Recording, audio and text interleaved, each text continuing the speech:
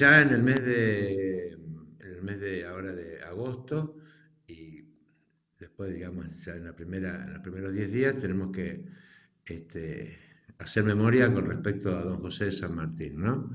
El llamado padre de la patria, el gran héroe de los Andes, que muere el 17 de agosto, justamente en Francia, en Boulogne-sur-Mer, de 1850. Quiere decir que había nacido en 1700, quiere decir que hace, a ver, 16, serían, hace más o menos 1850, 1950 son 100 años, más 66, 166 años, ¿no?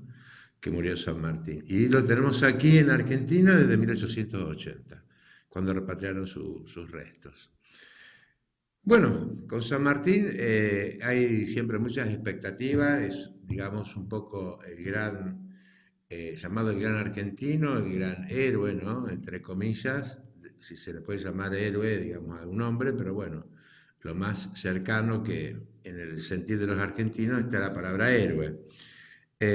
Son muchas las expectativas que se tienen cuando se va a hablar de San Martín, y a su vez, para alguien como yo que tiene que comentar su vida y su obra, su accionar, es un poco difícil por el hecho de que hay que ir reduciendo en el tiempo una vida que más que larga fue muy intensa, más que larga fue muy intensa.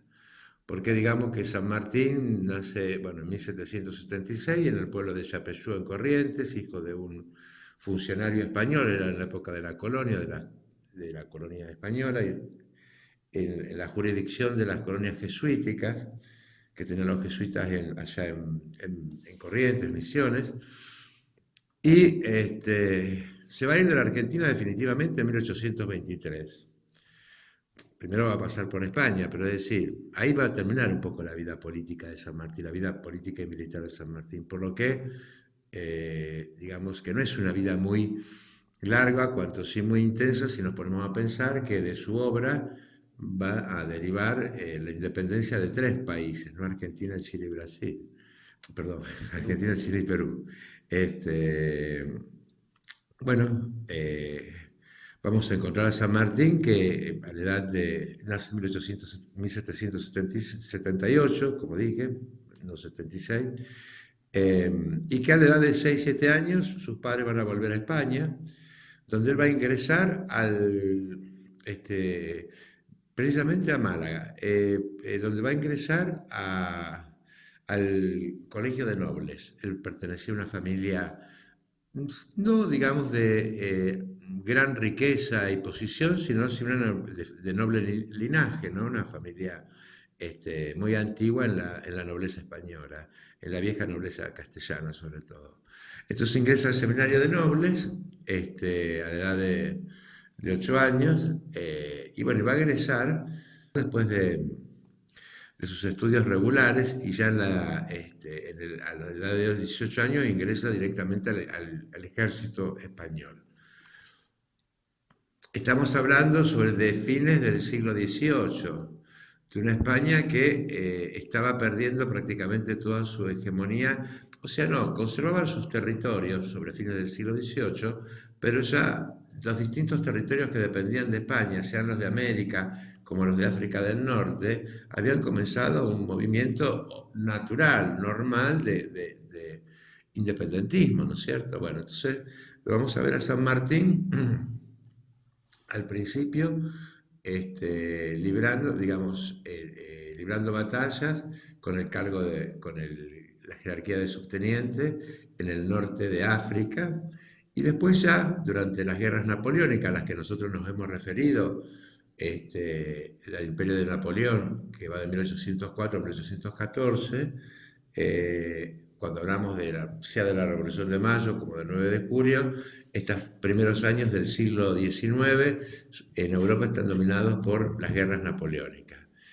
Y vamos a ver que San Martín va a participar en distintas batallas, fundamentalmente las batallas contra Napoleón, la batalla de Bailén y Albuera, donde se va a destacar y va a llegar al grado de capitán por su destacada situación.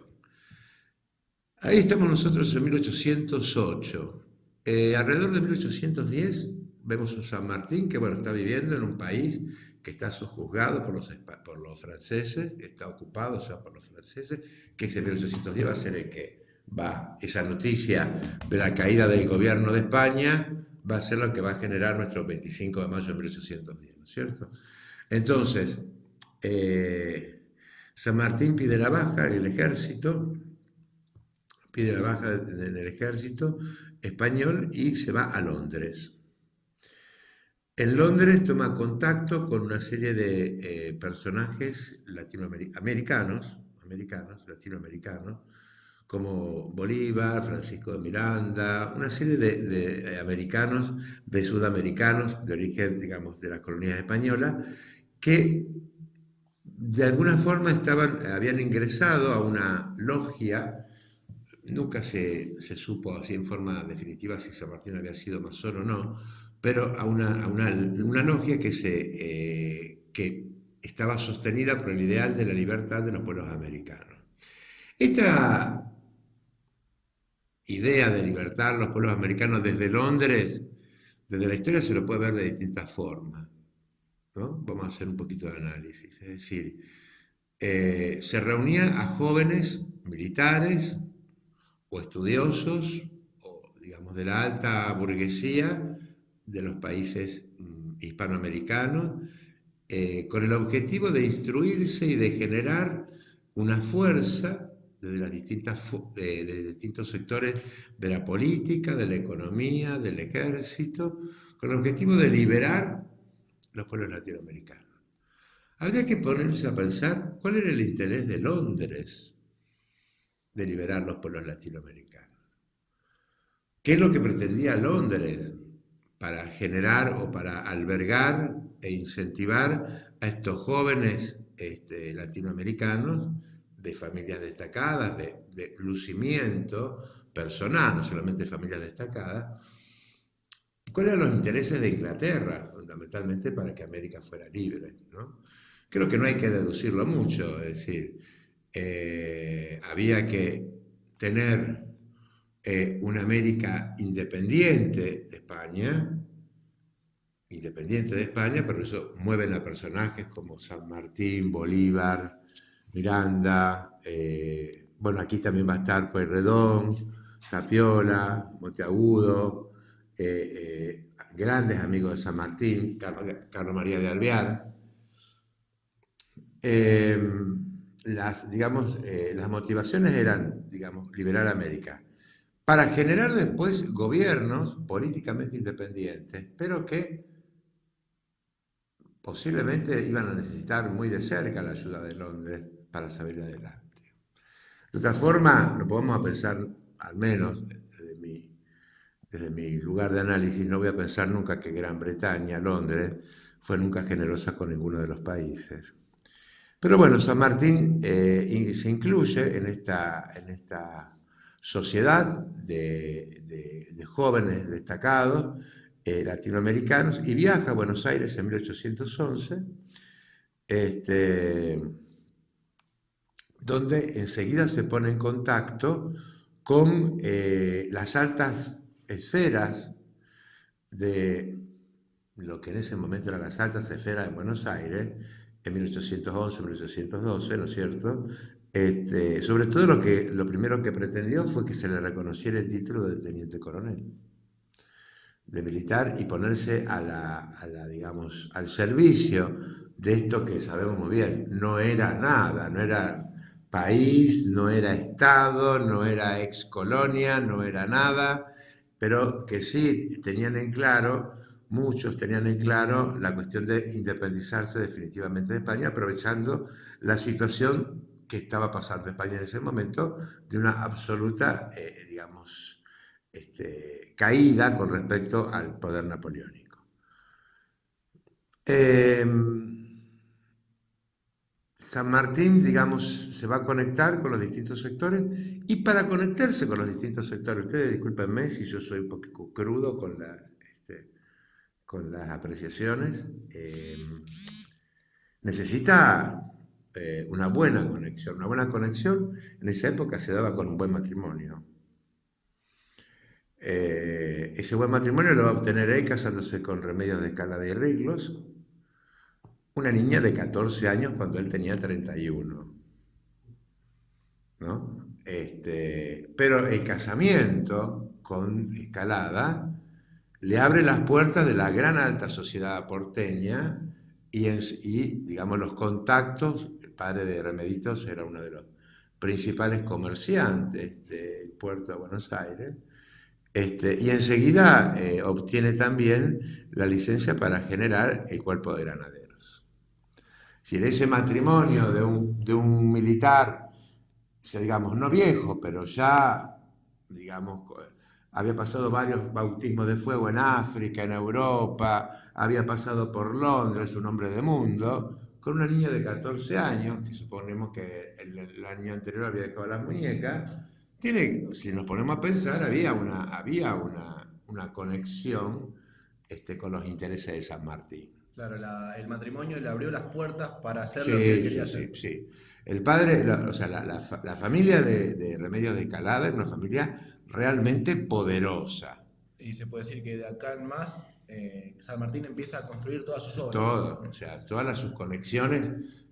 Primero que él venía ya amigo, como ya te digo, de Sapiola, de personas que tenían su peso en Buenos Aires, pero que eran amigos, digamos, compañeros de ideología, digamos, de marcha en cuanto a la política, pero que él, digamos, afianza su lugar en Buenos Aires, que era un recién llegado, pongámonos a pensar que él se fue de aquí a los 6 años, vuelve a los 31, había pasado un cuarto de siglo afuera.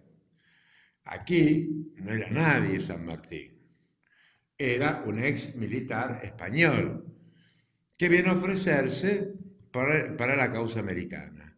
Pero necesitaba, más allá de todo su estrategia y todo su, digamos, su talento militar, necesitaba, como en todos los lugares, conexiones importantes porque él necesitaba que se le diera la licencia para decir, bueno, sí, yo voy a generar un ejército. Bueno, generar un ejército significa, más allá de orden y de disciplina, plata y confianza en una persona que recién llega, que yo no sé quién es, y yo le confío la formación del Ejército Nacional.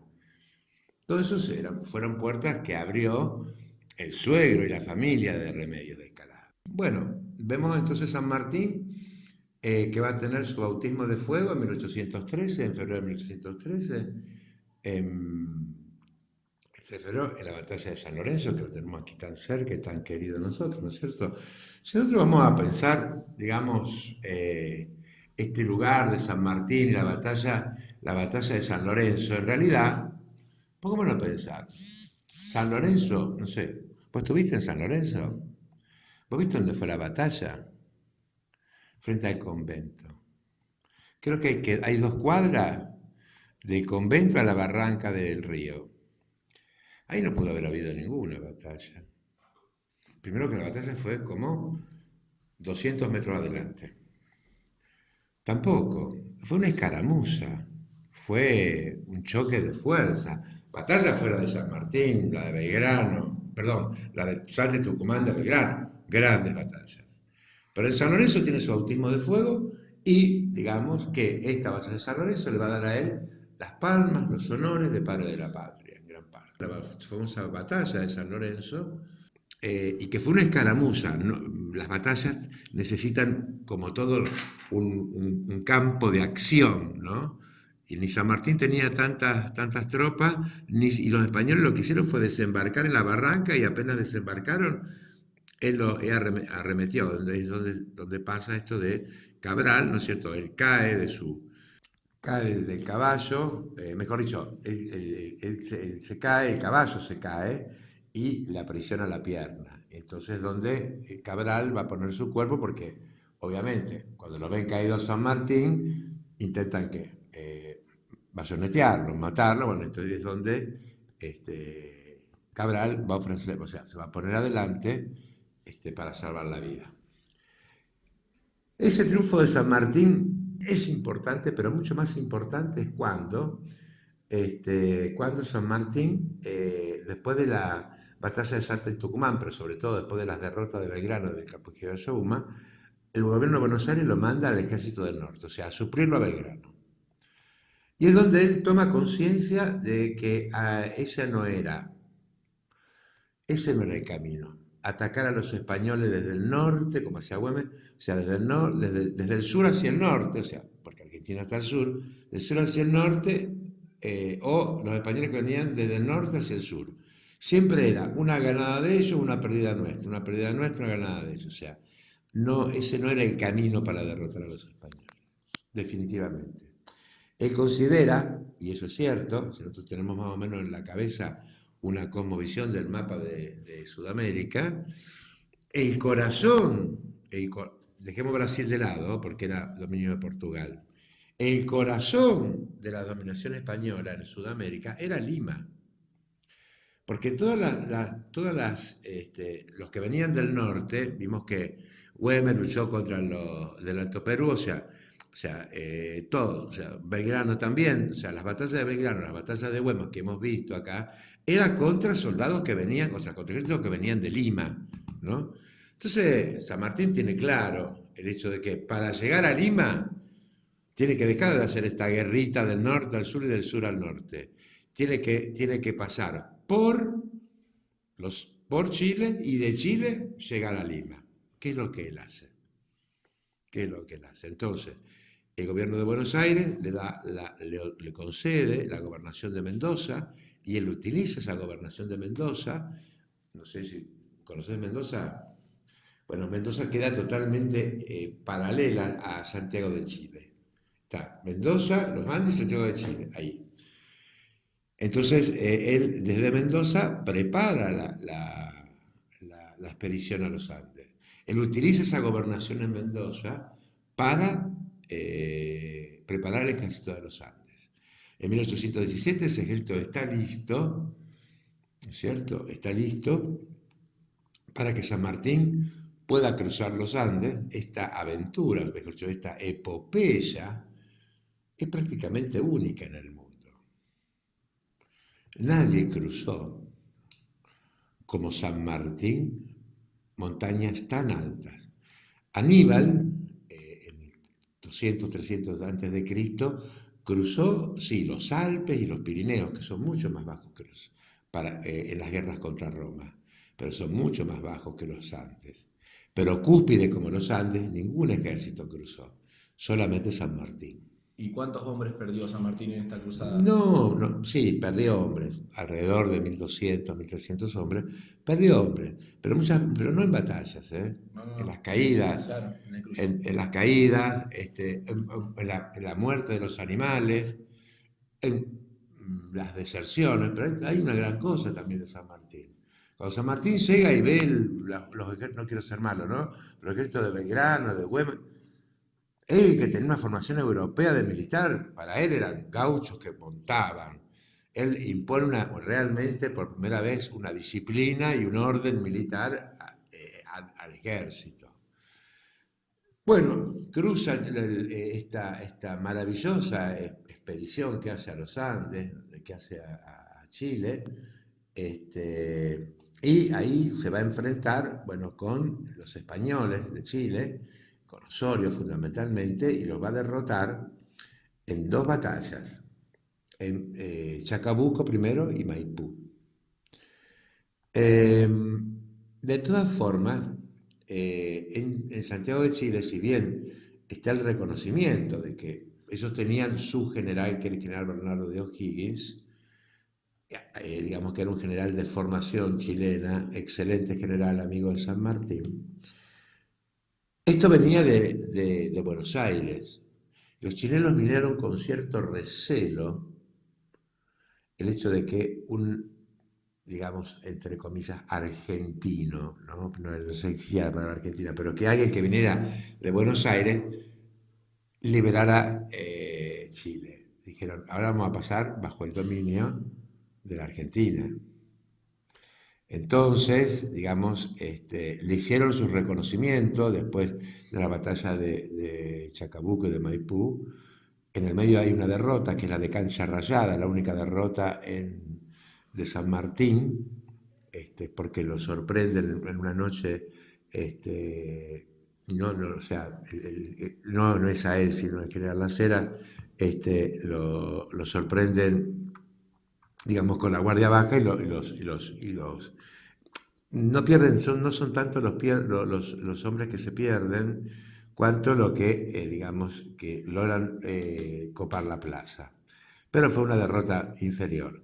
Después viene la batalla de Maipú, que es la gran batalla de San Martín, después de Chacabuco, en la que no participa O'Higgins, porque O'Higgins había sido herido en la batalla de Cancha Rayada, en la derrota de Cancha Rayada, y el gobierno de Chile le reconoce todos los triunfos a O'Higgins. Y a San Martín el grado de capitán generalísimo, pues, pero digamos como un segundo, cuando realmente no le reciben el mérito, no recibe el mérito de lo que fue el cruce de los Andes para liberarlos a ellos. Y eso vos sabés, Mariano, que hoy se mantiene.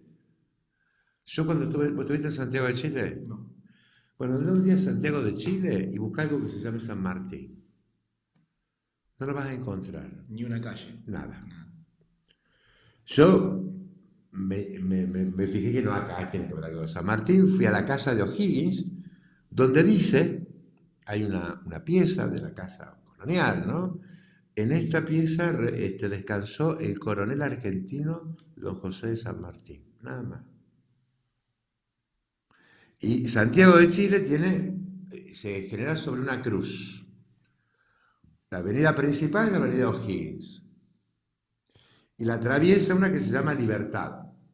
Esta avenida Libertad, que sería el eje que cruza, va a parar en los Andes. Cuando yo pregunté, ¿por qué se llama Libertad? Porque estaría la Argentina, los Andes, Chile.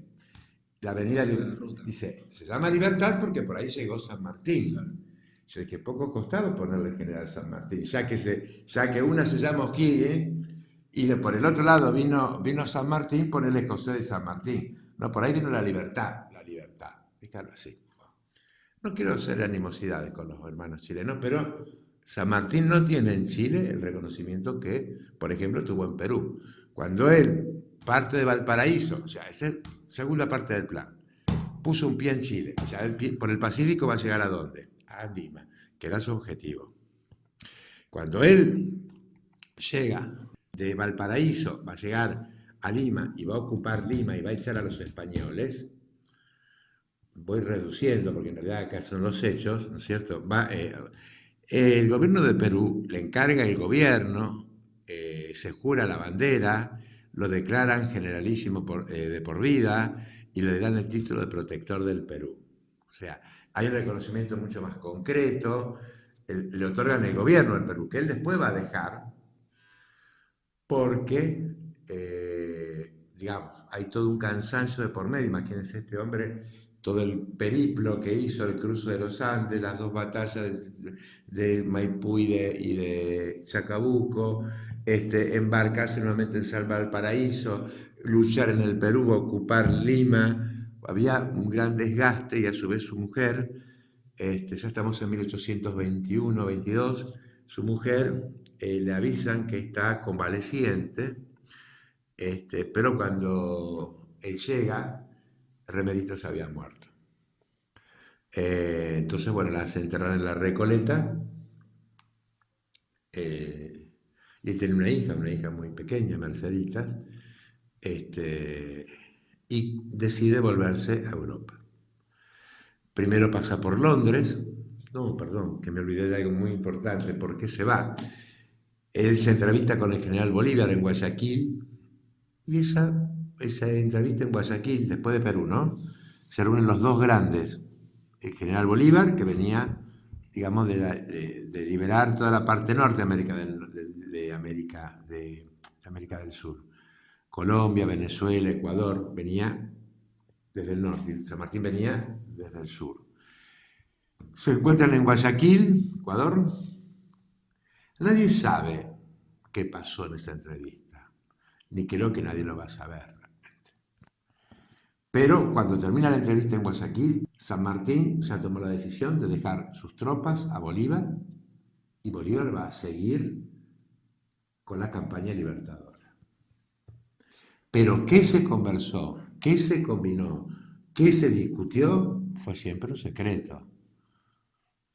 O sea, llegan los dos generales, los dos grandes generales latinoamericanos, se entrevistan y después de la entrevista de Guayaquil, San Martín decide dejar definitivamente la campaña militar libertadora y volverse.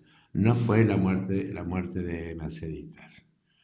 No fue la muerte de Merceditas. Eso tiene que haber sido, porque alguien como San Martín, con semejante amplitud mental y con semejante genio estratégico, no, o sea, no es que no hubiese vuelto por la muerte, pero volver por una muerte y dejar una campaña libertadora cuando Merceditas estaba, Remeditos, perdón, estaba prácticamente muerta, no tenía mucho sentido.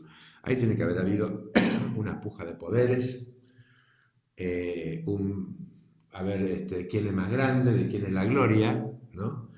Y él le deja la gloria a Bolívar de terminar la conquista, la reconquista del Perú. Y va a volver va a volver a Europa, va a pasar por Londres, de Londres va a pasar, se va a ir a Bruselas, en Bélgica, y de Bruselas va a elegir como lugar de residencia Boulogne-sur-Mer, en Francia, donde va a morir en 1850. En 1829 va a volver a Buenos Aires, pero al enterarse de que aquí había un proceso que algún día vamos a tocar de anarquía, de unitarios contra federales, que se cambiaban los gobernadores todos los días, que nos matábamos unos con los otros, él decide no desembarcar y volverse, que es cuando él dice, nunca desenvainaré mi espada para mancharla con la sangre de mis hermanos. Aún más le ofrecen al gobierno de Buenos Aires y él aún más. Después se supo, pero él viajó de incógnito para que no supieran que San Martín llegaba a Buenos Aires. Pero se llegó a saber que él había estado ahí en las puertas de Buenos Aires y que no desembarcó.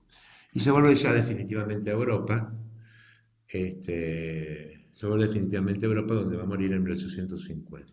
Entonces podemos decir que no tenía el espíritu combativo que sí tenía Güemes sobre Belgrano, pero la formación Sí, europea tenía un le... espíritu combativo, pero más que un combatiente era un estratega. Por eso digo que la Sí, formación sí. europea y todo ese Claro, ejército sí, le sí. dio la O sea, sabiduría. sobre todo era una persona que pensaba. Claro. Belgrano y Güemes son dos pasiones lanzadas a la independencia. Este era, aparte, pónganse a pensar, chicos, perdón, yo digo chicos porque están Sí. Mariano y está Sacha. su nombre Sacha. Sasha. Está Sasha,